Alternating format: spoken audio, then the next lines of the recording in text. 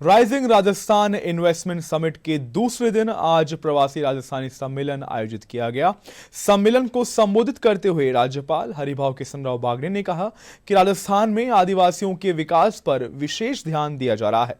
उन्होंने प्रवासी राजस्थानियों से प्रदेश में निवेश करने का भी आह्वान किया।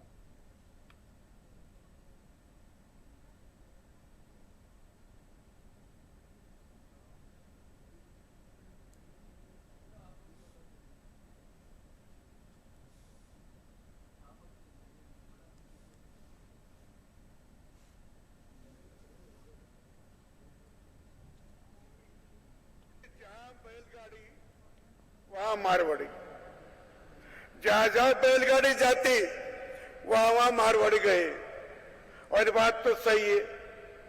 लेकिन अभी जो जहां गए वहां उन्होंने बहुत अच्छा काम किया, लगन से काम किया, उनकी अर्थव्यवस्था भी बड़ी हो गई।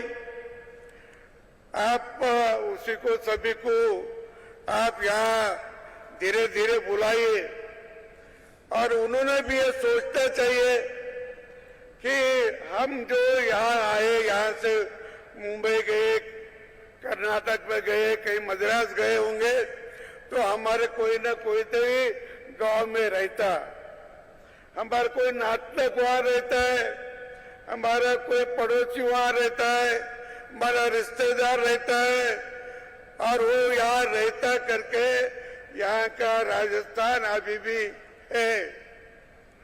अभी यहाँ 8 करोड़ की जनता है।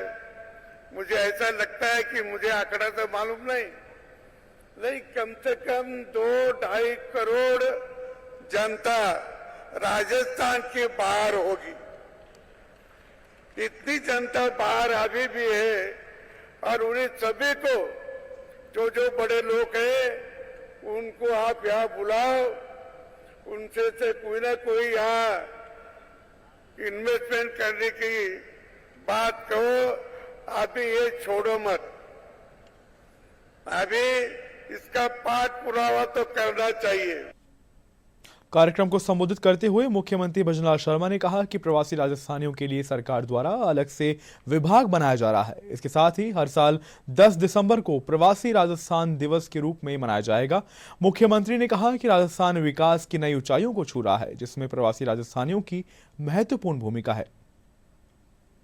मातृभूमि के विकास की यात्रा में सहभागी बनने के लिए आप लंबी यात्रा करके यहां पहुंचे हैं, उसके लिए भी मैं आप सभी का आभार व्यक्त करता हूं। आपकी ये यात्रा सामान्य यात्रा नहीं है, ये एक संकल्प के लिए की गई यात्रा है, और हम सबका एक ही संकल्प है कि राजस्थान को विकसित राजस्थान, खुशहाल राजस्थान, उत्कृष्ट राजस्थान, देश का सिरमौर राजस्थान बनाने में हम सभी एक साथ जुटे, ये मेरी आपसे कल्पना है। मेरे सामने विराजमान अनेक भाई बहनों को मैं व्यक्तिगत रूप से भी जानता हूं। मेरी निवेश यात्रा के दौरान देश और विदेश में आपने मुझे जो स्नेह और समर्थन दिया, उसके लिए भी मैं आपका आभारी हूं। आपने अपनी मेहनत, कर्मठता और लगन से देश दुनिया में जो प्रतिष्ठा कमाई है, और अपनी सफलता से राजस्थान को गौरवान्वित किया है, उसे मैंने अपनी विभिन्न यात्रा के दौरान महसूस किया है। इस मौके पर केंद्रीय वन एवं पर्यावरण मंत्री भूपेंद्र यादव ने कहा कि विकसित राज्य के साथ ही विकसित भारत की परिकल्पना को पूरा किया जा सकता है। उन्होंने कहा कि राजस्थान की भजनलाल सरकार कौशल विकास, क्षमता विकास और स्वच्छ जीवन शैली उपलब्ध कराने की प्रतिबद्धता के साथ काम कर रही है। मैं हमारे प्रवासी भाइयों को भी कहना चाहूंगा